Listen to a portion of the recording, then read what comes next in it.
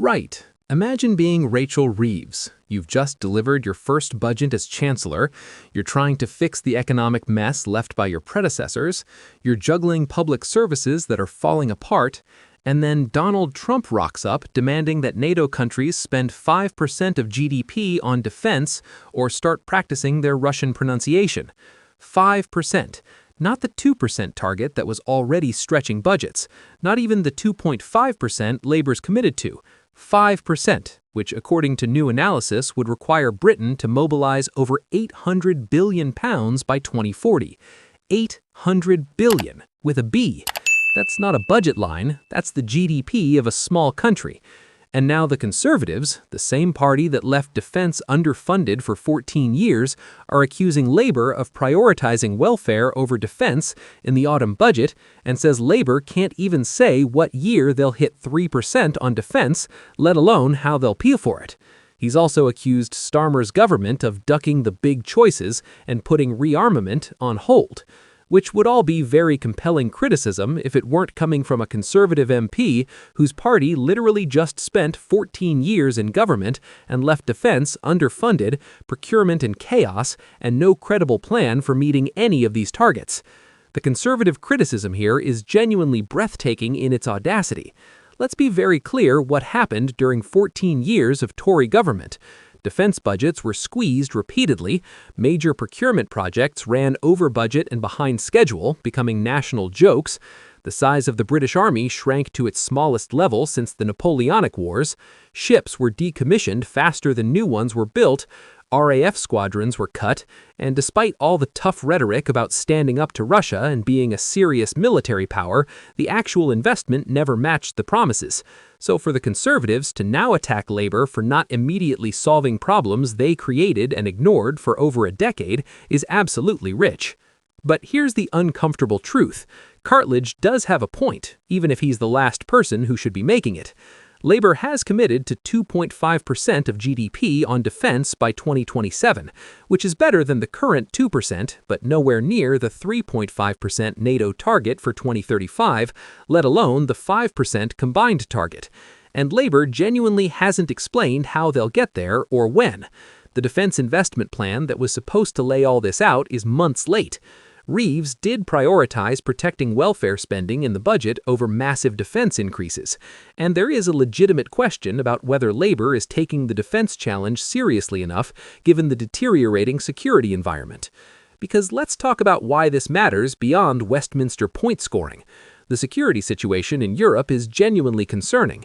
Russia's invasion of Ukraine showed that major land wars in Europe aren't historical artifacts, they're current threats. Putin has made it clear he views NATO expansion and Western support for Ukraine as existential threats to Russian interests, and he's willing to use military force to push back. China is increasingly assertive in the Pacific, which affects Britain both directly through our interests in the region and indirectly through our alliance with the United States.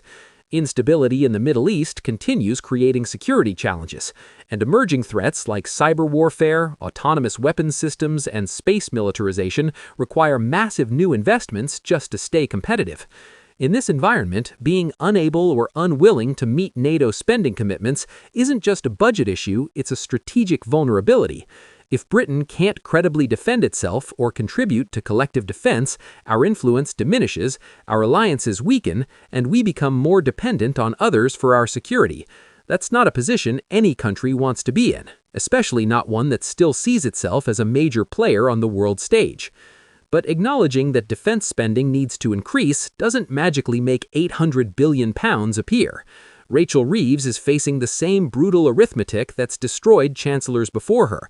The British state is already spending close to its maximum sustainable level. Tax burden is at historic highs, public services are crumbling from underinvestment, the NHS alone could absorb infinite amounts of money and still have waiting lists. Social care is in crisis, schools need repairs, infrastructure needs upgrading, and now you want to find an extra $50 billion a year for defense? From where exactly? The Treasury's response to all this has been carefully calibrated to say absolutely nothing committal while sounding vaguely reassuring. They point out they protected additional capital spending worth over £120 billion compared to previous government plans, changed fiscal rules to allow more investment, and provided an extra $5 billion for defense in 2025 to 26. They say their ambition is to spend 3% of GDP on defense next Parliament when economic and fiscal conditions allow. Notice that phrasing, ambition and when fiscal conditions allow. That's not a commitment, that's an aspiration with an enormous escape clause. The political problem for Labour is that this issue isn't going away. Trump is back in the White House, and he's made it very clear that NATO spending is a priority for him. He's threatened to reduce American commitment to European defense if allies don't step up. And unlike politicians who make threats they don't mean, Trump is unpredictable enough that he might actually follow through. If America scales back its European military presence or makes defense commitments conditional on spending levels, Britain suddenly has a much bigger problem. We'd have to spend even more to fill the gap left by reduced American presence, or we'd have to accept significantly reduced security. The conservative attack line about prioritizing welfare over defense is politically potent, even if it's hypocritical, because fundamentally that is the choice Reeves made. She protected welfare spending, she increased NHS funding, she maintained most public services, and she didn't announce massive defense increases. That was a deliberate political choice based on the calculation that voters care more about healthcare, education, and living standards than they do about abstract military spending. And that's probably correct.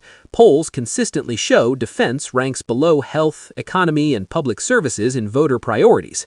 But if the security situation deteriorates further, if there's a major incident that Britain can't respond to because our military is overstretched and underfunded, that political calculation could look very different very quickly.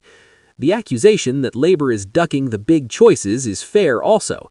The delayed defense investment plan, the vague timelines for hitting spending targets, the absence of any clear explanation for how this will be funded, all of that suggests a government that knows it has a problem but hasn't figured out how to solve it, so it's stalling and hoping something changes.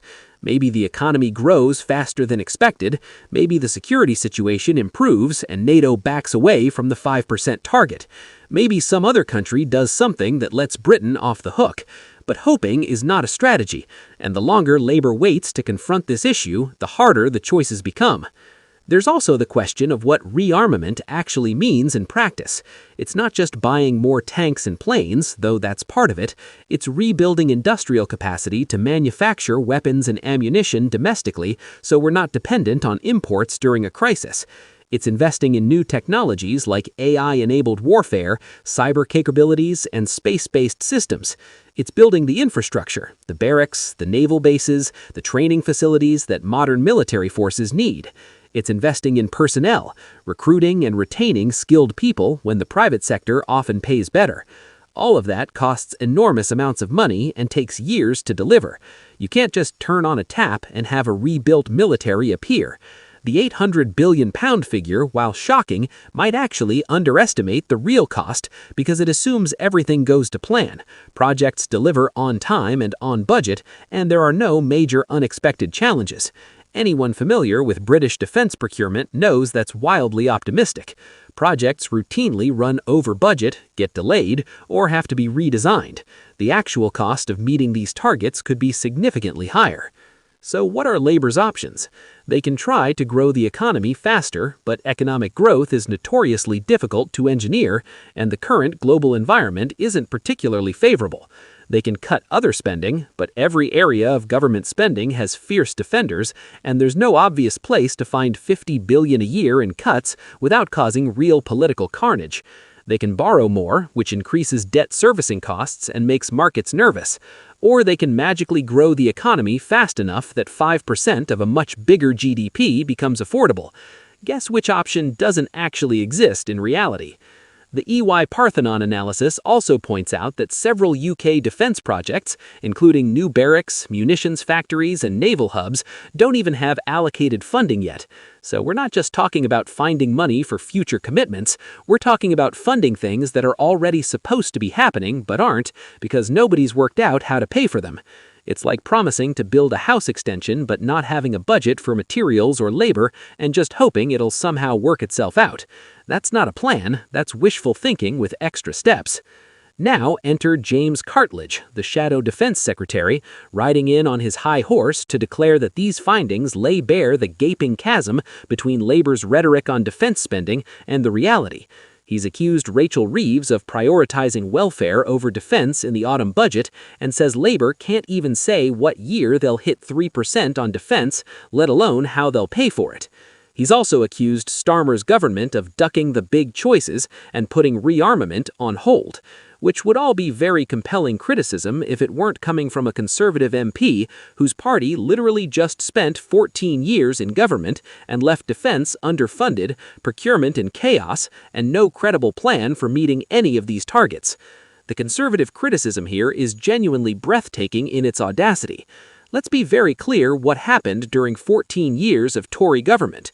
Defense budgets were squeezed repeatedly, major procurement projects ran over budget and behind schedule, becoming national jokes, the size of the British Army shrank